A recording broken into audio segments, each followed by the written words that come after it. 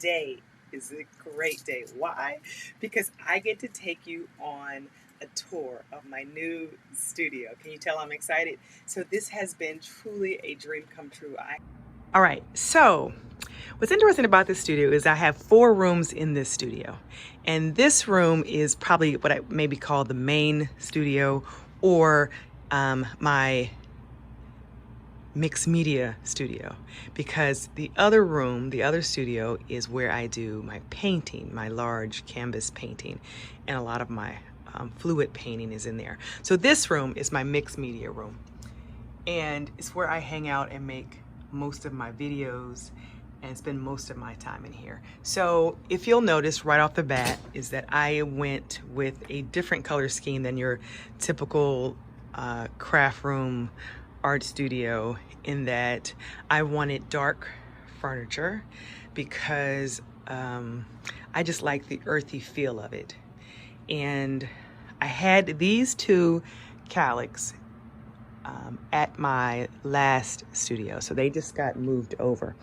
And in it I have lots of supplies that I don't use on the daily. So in it I have I keep my journals up here. In the wicker baskets, I've got supplies that I may reach for more frequently than I have in the red and the black. I still have a long way to go in decorating this. One of the things I need to do is label what's in what, but for now, I just wanted to be able to share with you my progress and invite you into my studio. Now, I don't want to make anybody sick. Okay, so what I did here was I needed a wall of drawers. As a mixed media artist, paper is one of my primary tools, and I have lots of it. And I needed these, the Alex drawers. And so I got 2 of them, and I was so excited that they finally brought back the black brown color. So when they did that, then these are from Michaels. These are the Michaels Recollection Towers. I have 3 of them. So that's how I made my base. I have 3 Recollections Towers, and then I have the 2 Alexes here, and then I have the Recollection shelves that were once white. And you can see from the tops that they were once white, but I painted them that color. I painted them to match this. So it gives the appearance as though this is a unit. In reality, it's a bunch of pieces. I then put on 2 Linman tabletops on top. And then that actually dictated the size and how I was going to structure this. Then I found, I'm a big trash or treasure person, right? So I found this paper organizer literally in the trash at a middle school. I was driving and I looked at the corner of my eye and I saw it, and my poor kids.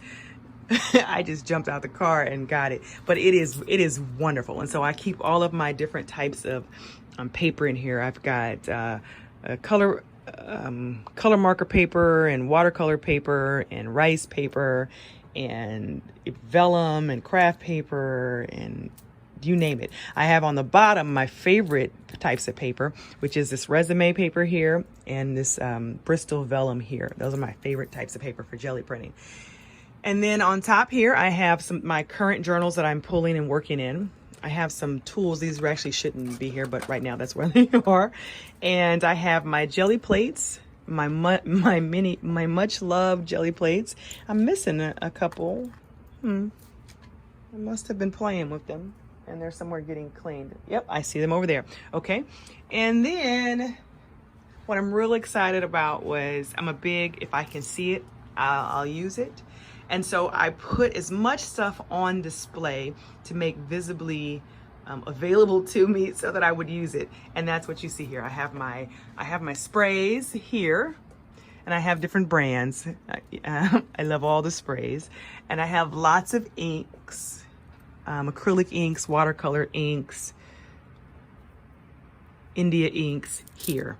And then across the top here are, sorry about that, are paint buckets sorted by color. And so let's say if I'm painting something and I want a pink, I know that there's a bunch of pinks here.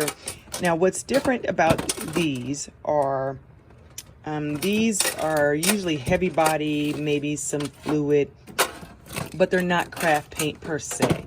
I have a couple stragglers in here, but most of my craft paint is actually housed in these containers on the wall. And I got these containers from Michaels. They are the soda crates, and I just stacked them up on their side, and that's how they became paint storage. Now, I'm gonna scan back slowly so you can see. I stand here, and I'm able to access most things behind me. I've been in the studio now for 6 months. It's taken me literally that long to get to a point where it's functional. But because I've been working in it, I see what works and what doesn't work. Okay, so I've got this big file, and I keep papers and stuff in it. I'm not gonna open up all the drawers. I just want you to see, like, I have my large watercolors and large tissue papers. I got collage paper, like watercolor paper. And I have collage papers in here. And come up top. And so this becomes a work surface. I have my very large jelly plate, and then my everyday jelly plates, the big ones here. I have some of my favorite paints that, like, I keep all my Dino Wakley here, and I keep my fluids in these little containers. Now, this little piece here, I'm really excited about. I haven't populated it, if you will. But what my plan is right now is to put my rubber stamps in here, because I have so many of these rubber stamps. And what I like about it is I can take the drawer out and put it on the desk and work from it, and then just bring it right back. So that was definitely a plus about this piece. Okay, now I'm gonna scan over a little bit, and here, trying to keep this under 10 minutes, is I've just bought this piece, and it is to display my stencils. Before, I had them under my desk and loved it. I something about being able to see them, being able to just come through and, scan, flip through them and say, okay, I want this one, and then being able to put it back. I have a mini version of it. I'm gonna put my small stencils on that one. This area is kind of loose. It's kind of like stuff that doesn't have a place, but I still want the room to appear functional. And so I have a lot of just different stuff here. I'm scanning over here real quick.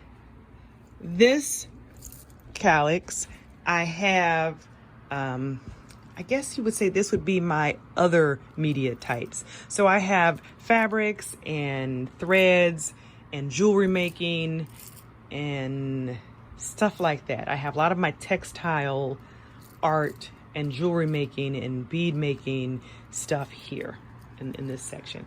And then I have on display my collection of wood blocks. These right here that you see now are from India, and these are from Ghana, and these are from India. And so I use these actually on my jelly plate. Okay, now the big thing, and probably the focal point in this room, is this red table. This red craft table my sons and my husband built for me. I wanted a standing desk because that's how I work when I'm doing mixed media and painting paper. And so they built this. I wanted it red because red's my favorite color, and so they painted it red, and I moved it carefully from my other art studio here, and it fits perfectly in this room. And I have a little mat here for floor protection. And okay, so I'm gonna let you see how I have it organized. And that's jokingly how I have it organized. I have the stuff that I use all the time around me, right? I'm always looking for the perfect setup. Right now, this is functional, right? Like, I have my brushes and my pens. I have some of my favorite colors. I have paintbrushes. I have more of my favorites here. Like, these two right here are like signature favorites here. And then I have some of my other, like, my most reached for stuff here in front of me. I have my camera set up for my overhead shot and my face camera here. And I have my glass mat. Okay, we're moving on because I'm already at 10 minutes. So let's go. Come with me for a minute. Okay, so Here is, I was real intent on, the whole point of moving was to have a space to paint big canvases. And I searched the web high and low for ideas. And so this is probably like a culmination of 2 and 3 or 4 people's ideas. A young lady had a white wall that she had made out of like wood panels, and so that sparked the idea of having an easel wall. And then I noticed a number of artists were using pegboards to house their paints and supplies. So then that started me down that trail. Nevertheless, here we are. And what this is I don't know how many of these, the Scattis IKEA pegboards, but I have them I have them on the wall, mounted on the wall, so that I can paint different sizes, and literally I can just take off the canvas. I can work here on the canvas. I have this little shelf here that I can put a canvas on if I want to move it more around more. I can lay it on the shelf, but I also have that shelf to to catch some of the drips. And I have my spray paints up top so that I can just grab them and use them while I'm working. And I have here the start of placing my heavy body paints up on the wall. And I have some of my favorite brushes here on display. Like I said, I still got a lot of work to do. I have this wall over here. I really want to make it more of a tool wall, a tool paintbrush wall. I have my Big Daddy here, my Big Daddy easel. The reason I like this easel is it lays flat, so I can take something off the wall and lay it flat and work. But I've also thought about putting a table here too, so I'm still trying to figure that part out. Okay, over here in my cozy chair. Okay, remember I talked about trash or treasure? I found this couch. Again, I was driving down the street, at the side of my eye, I saw this couch. It was not, I reupholstered it with this fabric here just to kind of make it, you know, sassy. And then this bookcase has a lot of the books. I have art books on the bottom. I have symbol books. I have some of my spiritual formation and metaphysical books here because, again, this room is a sanctuary for me. I do my own personal healing work as well as create courses and online experiences for people to use art as a medium for healing, for emotional healing, for spiritual healing, as well as cultural healing. So this is very much sacred work for me, and so I needed a sacred space that I could come in. And it's funny, everybody who comes in here just comes in and they go, oh, it's so peaceful in here. And that's probably because I literally play worship music in here most of the time, and so it is a special place. Anyways, one more scan here. Over here is kind of my watercolors. So I have my watercolors stored in these little, what are these called? Muji boxes. They're really, I use them initially for makeup, right? But now they store my watercolors, and my watercolors are sorted by color, not by brand, because when I want a gold, I want a gold. And so I come in here, and I know you're like, Rachel, you have 8,000 golds. Yeah, but they're all different. Anyway, so, and then over here, these are like the primary colors that I use all the time, the colors that I use all the time. And then these are some of the nuanced colors. Like I have a couple blues, browns, right? Anyway, here I have my alcohol ink collection. Oh, and I have them stored in a little nail polish container. I like the fact that I can see them. There's something priceless about that, right? I have 2 of these, and so I'm going to put another one here and store my other brands of alcohol ink there. And here is Priscilla's little cart, because she hangs out here with me a lot, and she has her little cart. She'll sit at this desk or sit on the floor, and she'll paint while I paint.